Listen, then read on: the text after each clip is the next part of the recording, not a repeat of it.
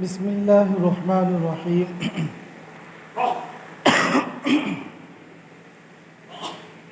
نحمده ونصلي ونسلم على رسوله الكريم۔ اللهم صل على سيدنا محمد وعلى آل سيدنا محمد وبارك وسلم۔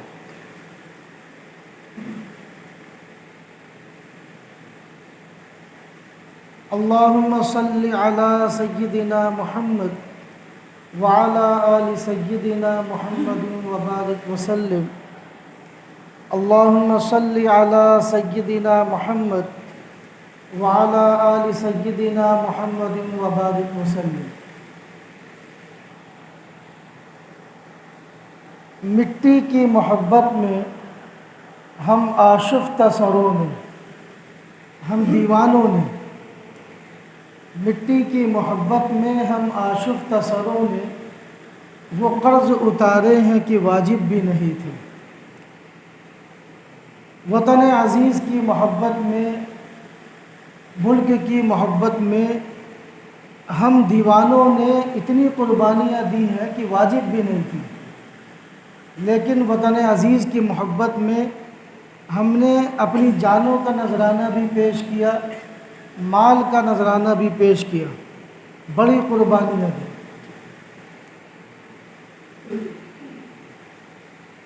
اگست کے مہینے میں 1947 میں وطن عزیز کو آزادی ملی، اور آزادی یہ بہت بڑی نعمت ہے اور بہت بڑی خوشی کی چیز ہے۔ یہی وجہ ہے کہ ہر سال جب بھی اگست کا مہینہ آتا ہے، خاص طور پر 15 اگست کی تاریخ،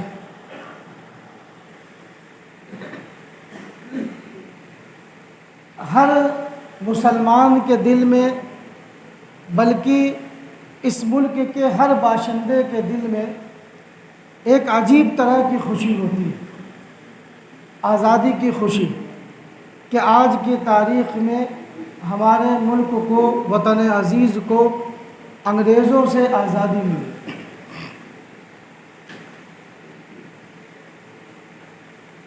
زندہ قومیں وہی ہوتی ہیں جو اپنی تاریخ یاد رکھتی ہیں، جو اپنی ہسٹری فراموش نہیں کرتی، وہی زندہ قومیں ہوتی ہیں۔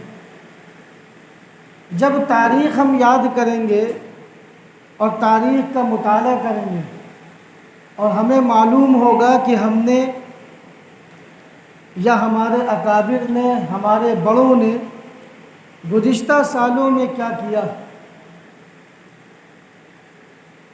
تو اس چیز کی ہمارے نزدیک اہمیت ہوگی۔ وطن عزیز کی آزادی کے تعلق سے ہمیں کیا معلومات ہے؟ بہت آسان لفظوں میں آپ کو باتیں سمجھانا چاہتا ہوں، موٹی موٹی باتیں،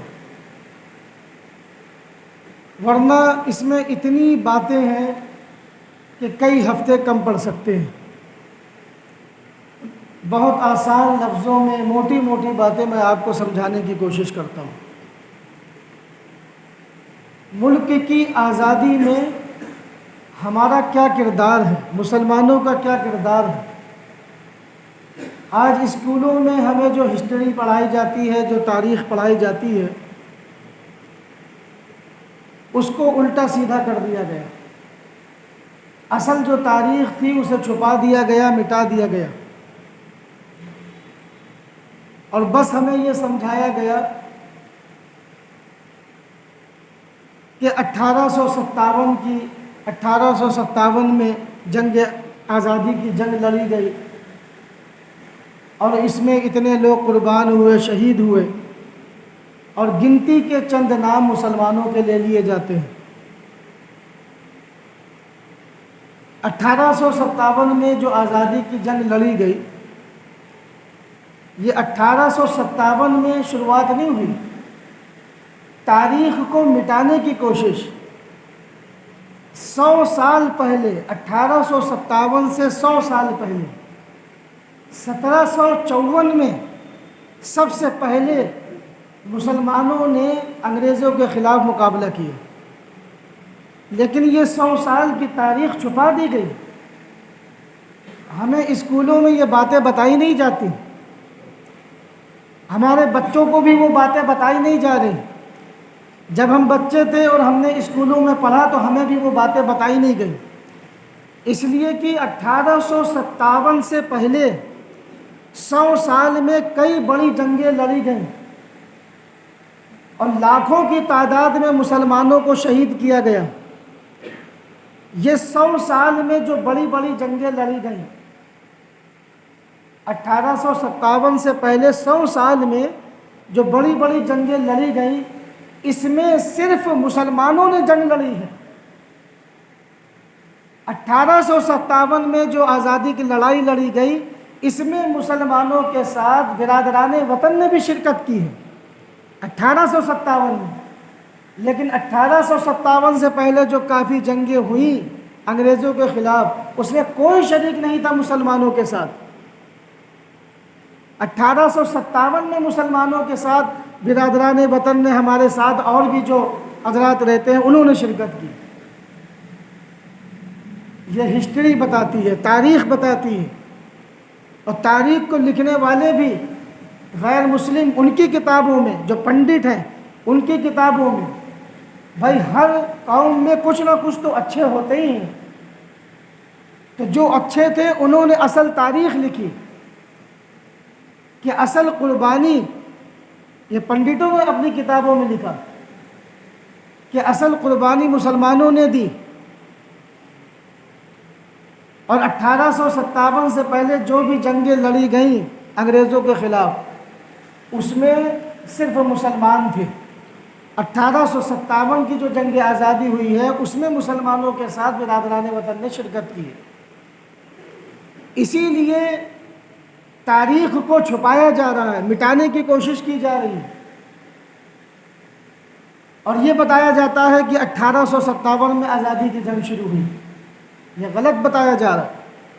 اور افسوس کی بات یہ ہے کہ جو مسلم اسکول ہیں انہیں بھی نہیں معلوم کہ صحیح واقعہ کیا ہے، اصل واقعہ کیا ہے، آزادی کی جنگ کب سے شروع ہوئی. وہ بھی 1857 کی رٹ لگائے ہیں. ہم جب بچے تھے ہم نے اپنے بچپن میں اسکول میں یہی چیزیں پڑھی کہ 1857 میں پہلی لڑائی لڑی گئی اور اس میں بہت سے لوگ شہید ہوئے، اور گنتی کے چند نام مسلمانوں کے لے لیے جاتے ہیں. میں ابھی آپ کو بتاؤں گا کہ 2 لاکھ سے زیادہ مسلمانوں کو شہید کیا گیا، اور ایک قول تو یہ ہے کہ تقریباً 5 لاکھ مسلمانوں کو شہید کیا گیا. جو 2 لاکھ والا قول ہے اس میں یہ بھی ایک قول ہے کہ 50 یا 51 ہزار حضرات علماء کرام کو شہید کیا گیا.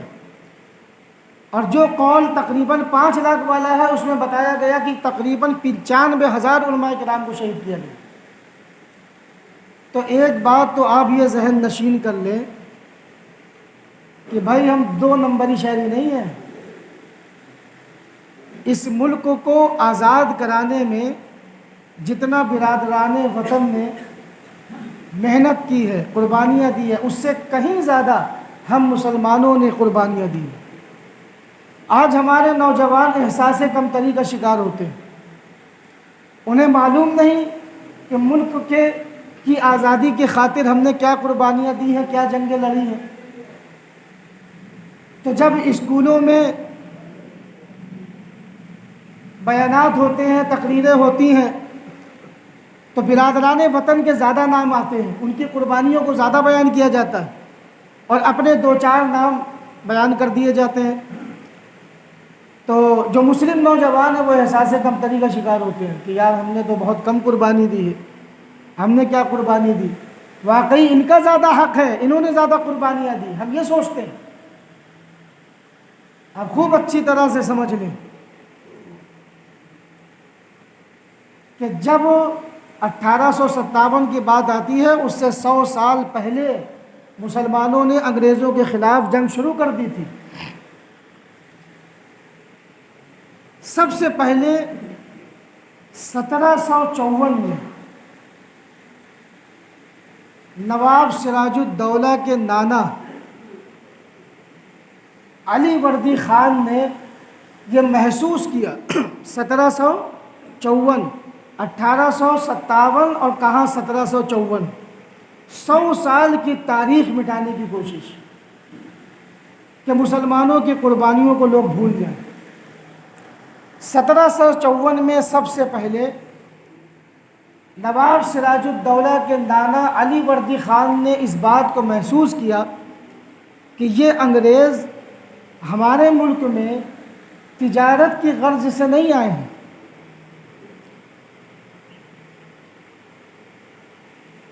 ترقی یافتہ رہا ہے ہمارا ملک ہمیشہ سے، اور تجارت کی غرض سے دور دراز سے لوگ آیا کرتے تھے۔ انگریز بھی آئے اور انہوں نے اجازت چاہی تجارت کرنے کے لیے، تو 1754 میں علی وردی خان نے یہ محسوس کیا کہ یہ تو ہمارے ملک کو قبضہ کرنا چاہتے ہیں، یہ تو ہمیں غلام بنانا چاہتے ہیں۔ تو سب سے پہلے انہوں نے خطرہ محسوس کیا، اور اس وقت چونکہ انگریز کے پاؤں کمزور تھے، مقابلہ کیا تو انگریزوں کو شکست ہوئی اور وہ بھاگے، اور ملک ہندوستان میں ان کے جو مقامات تھے، جہاں وہ میٹنگ کرتے تھے، جہاں وہ رہتے تھے، جہاں وہ پلاننگ بناتے تھے، ان مقامات میں جا کر چھپ گئے۔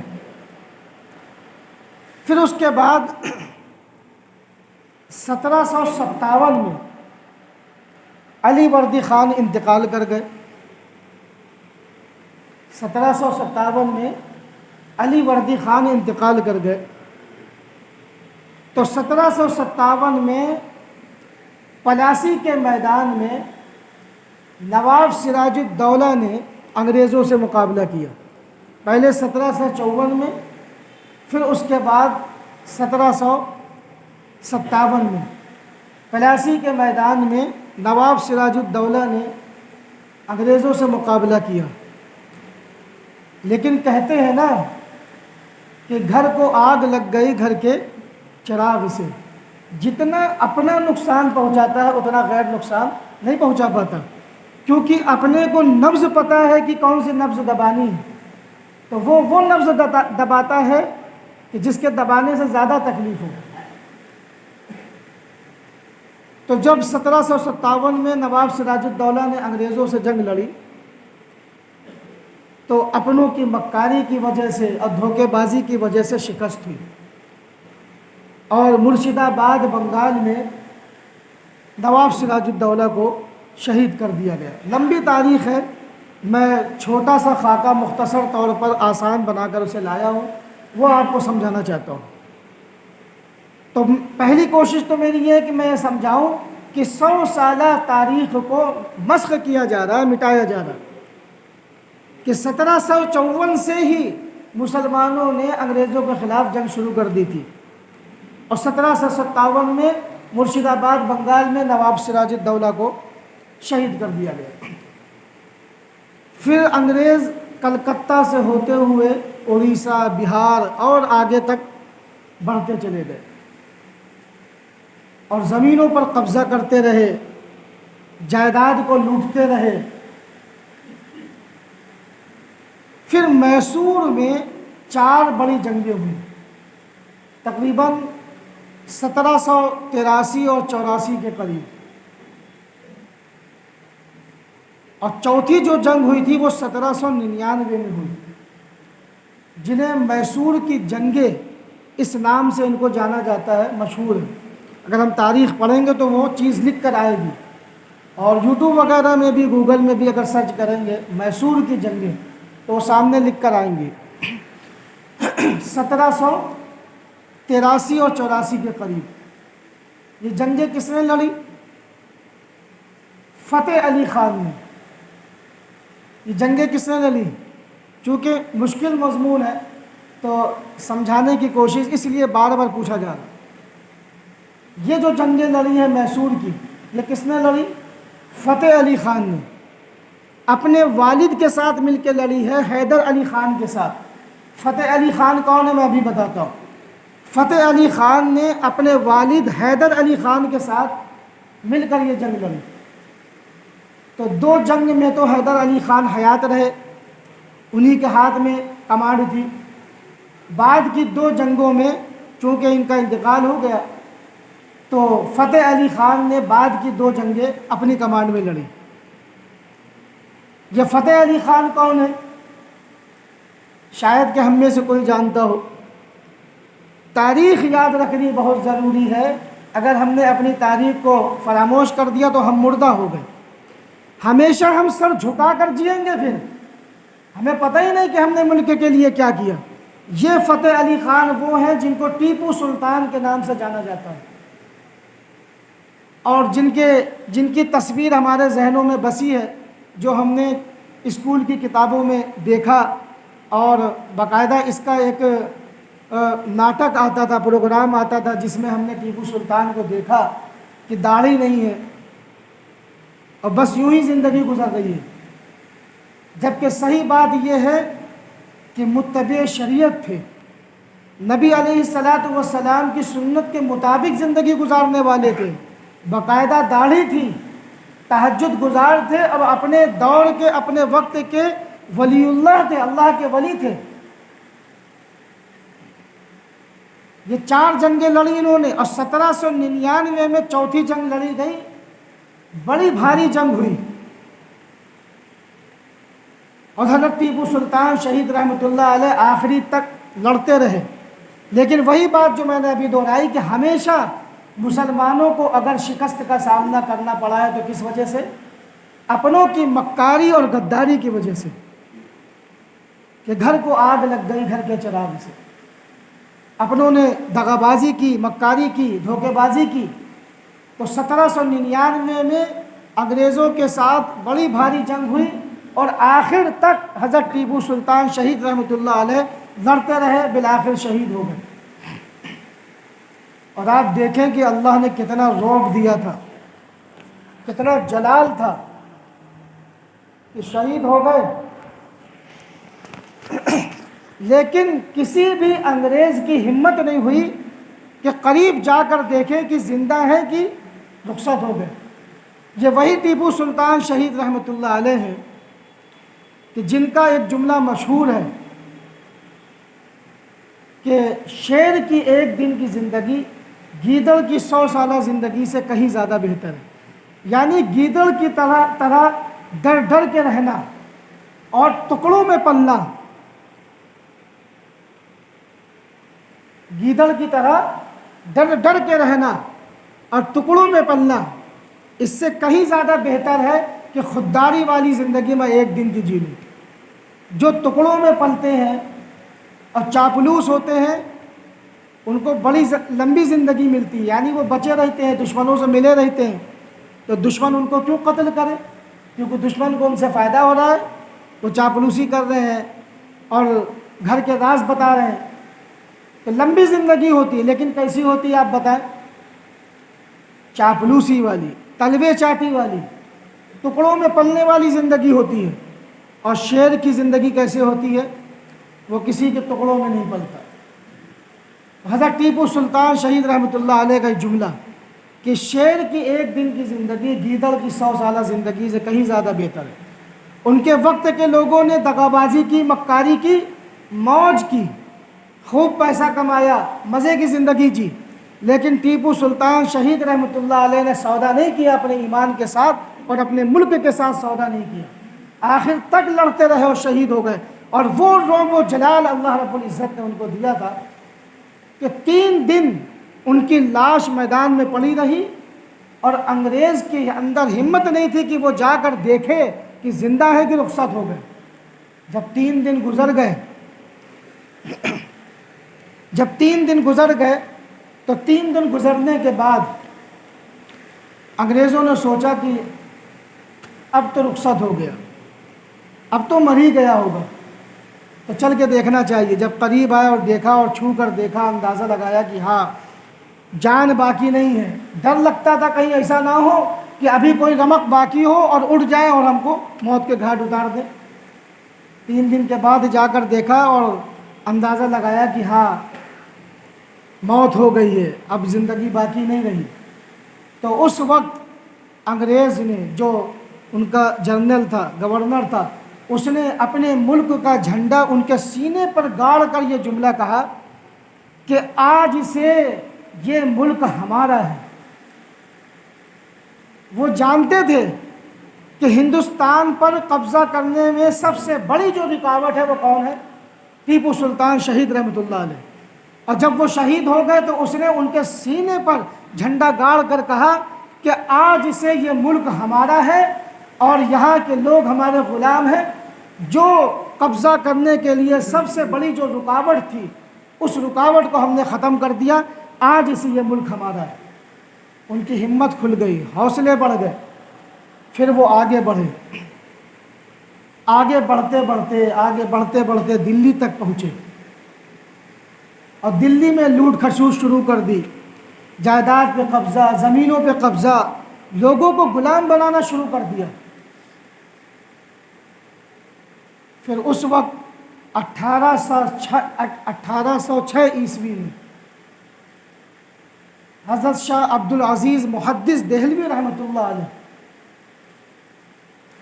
حضرت شاہ عبد العزیز محدث دہلوی رحمۃ اللہ علیہ نے 1806 عیسوی میں سب سے پہلے یہ اعلان کیا کہ آج ہمارا ملک غلام بن چکا ہے۔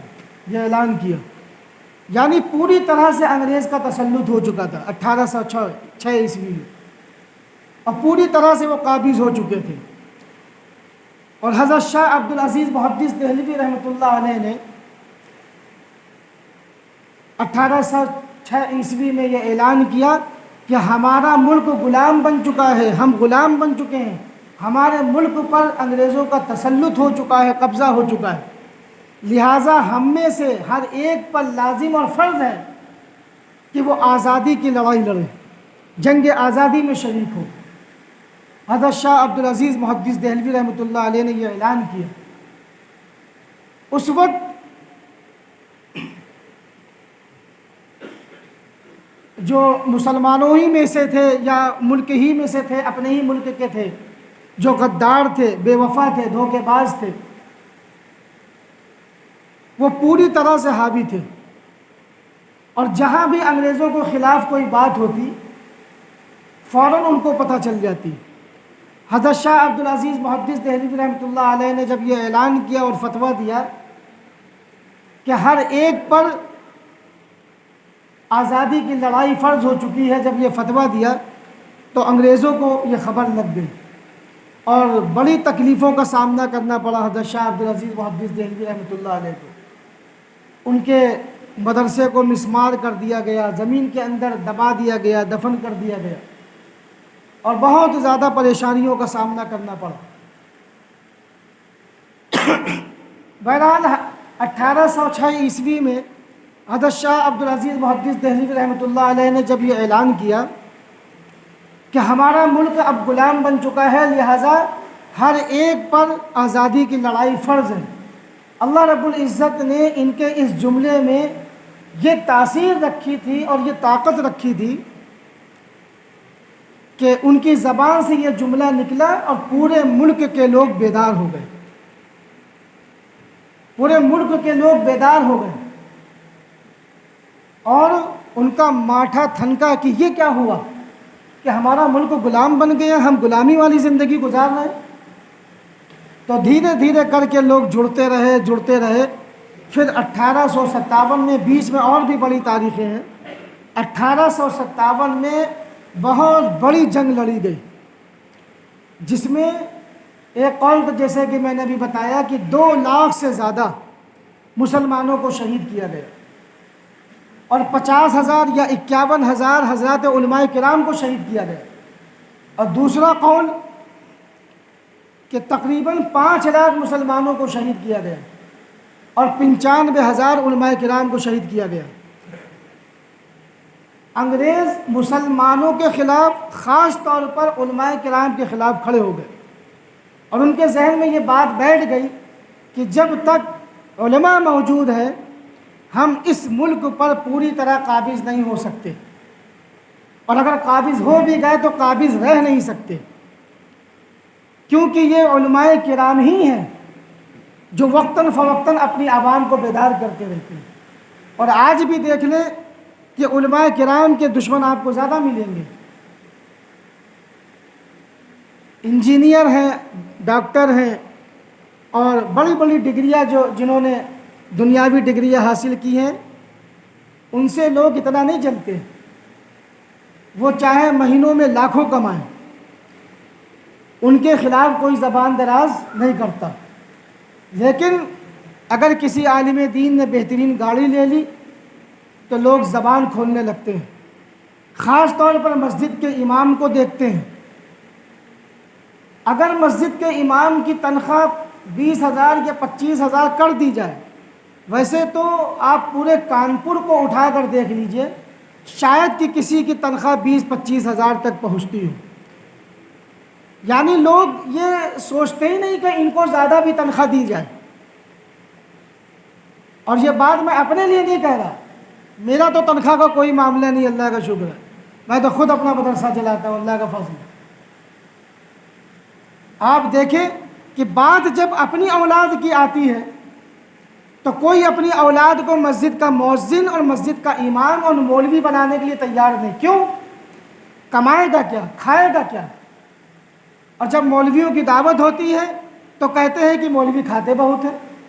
یعنی کسی پر سکون نہیں کہ اگر اپنی اولاد کو امام بنانے کا موقع ملے تو کہتے ہیں کہ تنخواہ کتنی ہے، 15,000 10,000، اور اگر دعوتیں ہو رہی ہیں کہتے کھاتے کتنا ہے۔ آپ دیکھیں کہ آج بھی عوام میں سب سے زیادہ جو دشمن ملیں گے وہ علماء کرام کے ملیں گے۔ 10,000 تنخواہ، 15,000 تنخواہ، یعنی زیادہ ہو تو سوچتے ہیں کہ اتنی زیادہ کا کریں گے کیا، اور بات جب اپنی اولاد کی آتی ہے تو ہم نہیں بنائیں گے مسجد کا امام، ہم نہیں بنائیں گے مسجد کا مؤذن، تنخواہ کتنی ہے، 8,000 10,000۔ اور جب بات دوسروں کی آتی ہے تو 15,000 ٹھیک ہے، 16,000 ٹھیک ہے، اس کے لیے بھی چندے ہوتے ہیں چاروں طرف۔ آج کے دور میں خود اپنے اپنے دل پر ایسے ہاتھ رکھ کے بتائیے گا، 25,000 تو ہر مہینے کا خرچہ ہے ہی، 25,000 تو ہر مہینے کا خرچہ ہے ہی، اور یہ 25,000 وہ ہیں کہ جن سے ٹھیک طریقے سے گزارا ہو سکتا ہے، لیکن آگے کی پلاننگ نہیں ہو سکتی کہ ایک امام ایک مولوی یہ آگے کی پلاننگ نہیں کر سکتا کہ ہم اپنے لیے کوئی اچھا گھر بنا لیں یا اچھی گاڑی لے لیں۔ یہ 25,000 وہ ہے کہ ٹھیک ٹھاک زندگی گزر سکتی ہے، لیکن اللہ تعالیٰ نے بڑی برکت دی ہے کہ 10,000 12,000 بھی جو کما رہے ہیں وہ 1 لاکھ کمانے والوں سے زیادہ مزے کی زندگی گزار رہے ہیں۔ آپ دیکھ لیں جو پروفیسر جو انجینئر 1 لاکھ مہینے میں کما رہے ہیں، ٹینشن والی زندگی گزار رہے ہیں، اور وہ مولوی وہ امام جو 10,000 15,000 میں اللہ کا شکر ادا کر رہا ہے، مزے کی زندگی گزار رہا ہے۔ اور دلیل اس بات کی یہ ہے کہ لوگوں کو ہضم ہی نہیں ہونا کہ یار یہ کھاتے کتنا ہے، یار ان کو بڑی نعمتیں ملتی ہیں، یار جب بھی جاؤ وہ وہاں دعوت میں ہر ایک کا رزق اللہ نے تقسیم کر دیا، اور جس کا جہاں رزق لکھا ہے وہ وہاں پہنچ کر رہتا ہے، ہر حال میں پہنچ کر رہتا ہے۔ یہ اس کی کوئی محنت نہیں، یہ اللہ کی طرف سے ایک نظام ہے۔ اب یہ نہ سوچیں کہ یہ اسی میں لگے رہتے ہیں کہ وہاں دعوت ہو جائے۔ اگر دن میں 10 مرتبہ بھی کھانا کھایا ہے، کچھ ادھر کھایا کچھ ادھر کھایا، تو مطلب یہ ہے کہ یہ رزق اللہ کا تقسیم کیا ہوا ہے، یہ بندہ وہاں پہنچے گا جہاں اس کا رزق لکھا ہوا ہے۔ بات دیکھیے کہاں سے کہاں گھوم گئے۔ تو وہ انگریزوں کے دل میں کیا ہے کہ یہی وہ لوگ ہیں جو ہمیں یہاں قابض رہنے نہیں دے سکتے۔ اور آج کے دور میں بھی آپ دیکھیں سب سے زیادہ دشمن کس کے ملیں گے؟ دیکھ لیجیے آپ، علماء کرام کے ملیں گے۔ مسجد کے امام نے اگر گاڑی لے لی 1 لاکھ والی یا 1.5 لاکھ والی، کسی نے ہدیہ کر دی ہوگی، کہیں ایسا تو نہیں چندہ کر رہے ہیں دھوکہ کر دیا ہو، کہیں ایسا تو نہیں کچھ پیسے مار دیے ہوں۔ یہ سارے خیالات آتے ہیں بھائی، اپنی طرف سے نہیں کہہ رہا، لوگ کہتے ہیں آ کر، تذکرے ہوتے ہیں۔ اور اگر کہیں خدا نہ خواستہ اس نے 4 پہیے والی گاڑی لے لی تو اور مصیبت۔ یہ مولوی کہاں اس کی اوقات 4 پہیے والی گاڑی لے، تو لوگ طرح طرح کے، کہیں ایسا تو نہیں کسی کا پیسہ مار دیا ہو، اگر چندہ کر رہا ہو تو ضرور گبن کیا، دھوکہ کیا۔ بہرحال یہ موضوع پھر کبھی انشاءاللہ اس پر بات ہوگی، ابھی جو موضوع چل رہا اس پر آتے ہیں۔ تو انگریزوں نے کیا کیا، اتنی دشمنی بھر گئی ان کے دل میں کہ انہوں نے یہ اعلان کر دیا، جہاں مولوی دکھے یا مولوی جیسا کوئی دکھے داڑھی ٹوپی والا، اس کو پھانسی کے پھندے پہ چڑھا دو۔ اور کیا انتظام کیا تھا آپ سوچ بھی نہیں سکتے۔ دلی کے چاندنی چوک سے لے کر میرٹھ تک جتنے بھی درخت تھے، کتنے درخت تھے کوئی گنتی نہیں۔ آج آپ گنتی کر سکتے ہیں درخت کم ہے، لیکن اس زمانے میں آپ دیکھ لیں کتنے درخت تھے۔ دلی کے چاندنی چوک سے لے کر میرٹھ تک جتنے درخت تھے، ہر درخت میں کئی کئی پھانسی کے پھندے لگائے رکھے تھے، اور جو بھی مولوی دکھتا یا مولوی جیسا داڑھی ٹوپی والا دکھتا اسے پھانسی کے پھندے پر لٹکا دیتے۔ انگریزوں نے خود لکھا ہے، غیر مسلموں نے خود لکھا ہے کہ اس وقت دلی کے چاندنی چوک سے لے کر میرٹھ تک کوئی درخت ایسا نہیں تھا کہ جہاں مسلمانوں کی، خاص طور پر علماء کرام کی لاشیں لٹکی ہوئی نہیں تھی۔ ہر درخت میں کئی کئی لاشیں لٹکی تھی۔ اسی لیے تو 2 لاکھ سے زیادہ مسلمان شہید ہوئے، 50,000 51,000 علماء کرام کو شہید کیا گیا۔ تو علماء کرام کو مٹانے کی کوشش کی گئی، بڑی قربانیاں دی ہیں، اور بڑی بہادری کا مظاہرہ بھی کیا ہے۔ ایسا نہیں کہ بزدلی کے ساتھ زندگی گزاری ہے، بہادری کا مظاہرہ بھی کیا ہے اور قربانیاں بھی دی ہیں۔ مالوں کا نذرانہ پیش کرنے کی ضرورت پڑی ہے تو کئی کئی ٹن سونا بھی دیا ہے، اور جانوں کا نذرانہ پیش کرنے کی ضرورت پڑی ہے تو لاکھوں کی تعداد میں جانوں کا نذرانہ بھی پیش کیا۔ اس لیے میں اپنے نوجوانوں سے کہتا ہوں کہ ہسٹری پڑھیں، تاریخ پڑھیں، سر جھکا کرنا چاہیے، یہ جان لیں اور مان لیں کہ ہم 2 نمبر کے نہیں 1 نمبر کے ہیں۔ اور میں یہ جملہ نہیں کہتا کہ اس ملک کو آزاد کرانے میں جتنا برادران وطن نے قربانی دی ہے اتنی ہم نے بھی دی ہے، میں یہ جملہ نہیں کہتا۔ جتنا برادران وطن نے قربانی دی ہے انہوں نے بھی دی ہے، اس سے کہیں زیادہ، کئی گنا زیادہ ہم مسلمانوں نے، خاص طور پر علماء کرام نے قربانی دی، اپنی جانوں کا نذرانہ پیش کیا۔ اب بہادری کے ساتھ رہے، چاپلوسی والی زندگی نہیں گزاری۔ ہمارے اسکولوں میں ہمارے بچوں کو کیا پڑھایا جاتا ہے؟ آج جشن آزادی کا دن ہے، غور سے سنیے، آزادی کا جشن منایا جاتا ہے۔ جشن آزادی کا کیا مطلب ہے؟ اپنے بچوں سے جا کر پوچھئے گا، اور اگر کوئی اسکول چلانے والا ہو یہاں یا آپ کے ریلیشن میں ہو اس سے پوچھئے گا کہ آج آپ نے جشن آزادی کے موقع پر کیا کیا۔ جشن آزادی کا کیا مطلب ہے؟ بچوں کو، لوگوں کو ہسٹری بتائی جائے، تاریخ بتائی جائے، بتایا جائے کہ ملک کو کس طرح قبضے میں آیا، پھر ملک کو آزاد کرانے میں کتنی قربانیاں دی گئی، پھر ہم مسلمانوں نے کتنی قربانیاں دی، تاکہ ہمارے دل میں ملک سے محبت پیدا ہو، ملک سے محبت کے جذبات پیدا ہوں، اور ہم ہسٹری کو جانیں اور اپنی تاریخ کو جانیں۔ یہ ہے جشن آزادی۔ لیکن کیا ہوتا ہے ہمارے اسکولوں میں؟ بچیوں سے ڈانس کرایا جاتا ہے، لڑکوں سے ڈانس کرایا جاتا ہے۔ یہ جشن آزادی نہیں، یہ جشن بے حیائی ہے، یہ جشن بے حیائی ہے۔ میں پھر کہتا ہوں کہ یہ جشن بے حیائی ہے، یہ جشن آزادی نہیں ہے۔ اگر ملک کی آزادی کے تعلق سے جو اشعار ہیں وہ پڑھے جائیں، جو نظمیں ہیں وہ پڑھی جائیں، یہ کیا کہ لڑکیوں کو نچایا جا رہا ہے؟ 15 سال کی 16 سال کی بچیاں بالغ ہو گئی اسلامی حساب سے، اور ان بالغ بچیوں کو نوجوان لڑکوں کے سامنے اور مردوں کے سامنے نچایا جا رہا ہے۔ آپ اسے جشن آزادی کہتے ہیں؟ یہ جشن بے حیائی ہے۔